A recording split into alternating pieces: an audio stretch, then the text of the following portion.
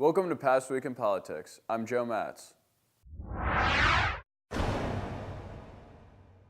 Tuesday night, Ben Shapiro came to Ohio State, and the protests that gathered around his speech drew some media attention. Shapiro is a conservative political commentator who hosts the Ben Shapiro Show and is editor-in-chief for the Daily Wire, a conservative news outlet he founded.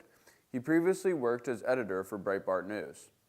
Young Americans for Freedom, a libertarian student group, brought Shapiro to campus to show students what conservative values are.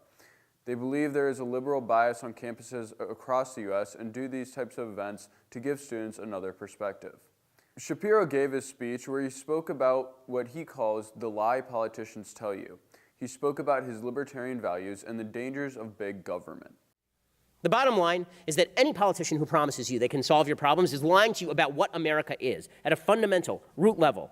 In America, your future is in your hands. It's a free country. Your community is in your hands. And anyone who tells you different is indeed lying to you or looking for you to trade your liberty for a little temporary security, or more importantly, a little of their temporary job security. So don't believe in the big lie. You can believe in yourself. You're all smart in this room. You're capable in this room. You are a unique human being made in God's image. That gives you rights, and those rights are what allow you to be great. Believe in a country that gives you the freedom to explore that horizon. Be a pioneer. It's your state motto that says, with God, all things are possible. Not with government, with God, and with a little self-confidence. Following his normal university pattern, after about 30 minutes of speech, he turned it over to Q&A, where he took questions from the audience. He made it clear that those who wanted to argue with him could be moved to the front of the line. However, almost all the students who he spoke with were his fans. YAF's here trying to change bias among the students. How do conservatives take back the administration in academia and make the university a place for free thought again? Is that even possible? I mean, it's very difficult. One of the reasons that it's very difficult is because, particularly in the professoriate, you have to have your dissertation approved by another professor. All these professors happen to be on the left. So they're not going to approve a dissertation about why the wage gap is fake, which, by the way, it is. The wage gap is fake. But if you write a dissertation about it, which means the only real way to take back the university system, there are three ways you can do it. One is you start rivals. You start actual private colleges like Hillsdale or Liberty, right, that are dedicated to teaching certain conservative principles. Way number two is that you infiltrate. You basically fib about your politics or avoid politics until you're in a position of power and you're tenured, and then there's nothing they can do about it. Way number three is you can go become inordinately successful and refuse to give donations until there's some sort of ideological balance at the university level and withdraw alumni funding. All three of these are possibilities. I don't think that, for example, legislation trying to create ideological parity is a safe thing to do. I think whenever the government tries to get involved in mandating particular thought at the university level, it's more dangerous than it is beneficial. There was an organized response from the left to Shapiro's speech.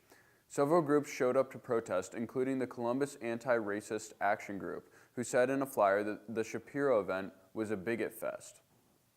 Ben Shapiro! Ben Shapiro! Ben Shapiro!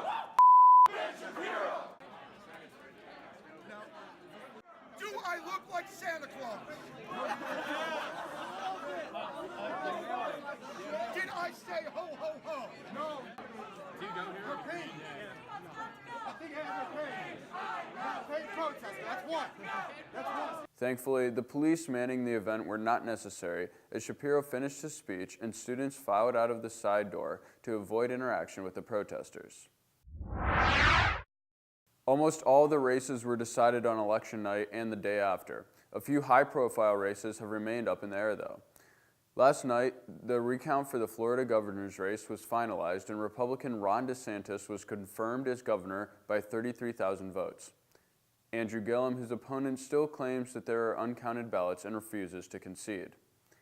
Meanwhile, the Florida Senate race that Republican Rick Scott won is still being manually recounted. In Georgia, the governor's race is also unresolved. Currently, the Republican Brian Kemp is up and may be confirmed as soon as later today. However, opponent Stacey Abrams is considering legal action that may force a second round of voting, according to the Associated Press. That's all for this week. Next week is Thanksgiving break, so enjoy your holiday, and I'll see you in 2 weeks.